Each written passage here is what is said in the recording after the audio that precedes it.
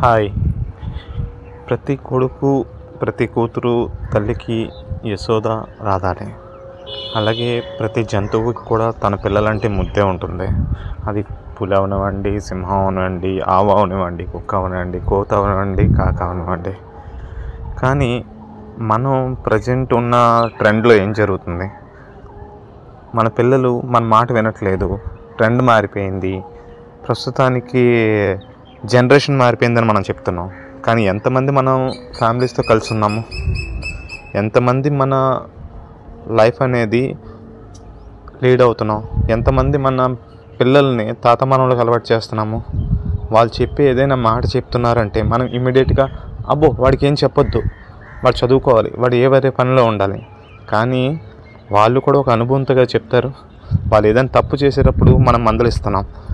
మందలించేటప్పుడు తల్లి ఇమ్మీడియట్గా నాన్నని నువ్వు మందలించొద్దు అంటది, లేదా తల్లిని తండ్రి అంటాడు మందలించొద్దని. దీనివల్ల పిల్లలు వేరే రూట్కి వెళ్ళిపోతున్నారు.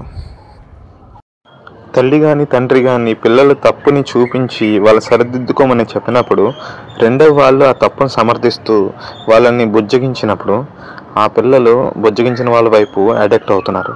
రెండవ వాళ్ళకి వాల్యూ కానీ వాళ్ళకి చెప్పే మాటకు కానీ అర్థం చేసుకోవట్లేదు. ఈ విధంగా లాస్ట్కి ఏమవుతుంది? పెద్దవాళ్ళకి అనే వాళ్ళకి మర్యాద లేకుండా పోతుంది. పిల్లలు వాళ్ళ భవిష్యత్తుని పాడు చేసుకుంటున్నారు. దీనివల్ల తల్లిదండ్రులు బాధపడుతున్నారు, ప్రపంచము బాధపడుతుంది. చివరికి ప్రపంచం అంతా కలిసి ఆ కుర్రోడిన ఆ అమ్మాయిను వేలెత్తి చూపించడానికి అవుతుంది. వాళ్ళ అర్థం లేకుండా పోతుంది. కాబట్టి కాస్త గమనించండి. ఇలా మన ఫ్యామిలీలో తల్లిదండ్రులు ఒకరు చెప్పేటప్పుడు రెండో వాళ్ళు శాంతం వహించండి. అందులో ఏదైనా తప్పు ఉంటే తర్వాత చెప్పండి వాళ్ళకి. మీ మధ్య గొడవలు, మీ మధ్య కోపాలు పిల్లల మీద రుద్దకండి. ఫ్యామిలీని హ్యాపీగా ఉంచండి, అందరితో కలిపి ఉంచండి, మంచి భవిష్యత్తు ఇవ్వండి పిల్లలకి.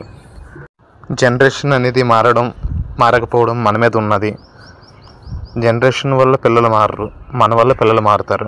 పిల్లల భవిష్యత్తుకి మంచి బాట వేయగలమని చెప్పి నేను కోరుకుంటున్నాను. Thank you for watching video. ఏదో చేయాలనిపించింది చేశాను.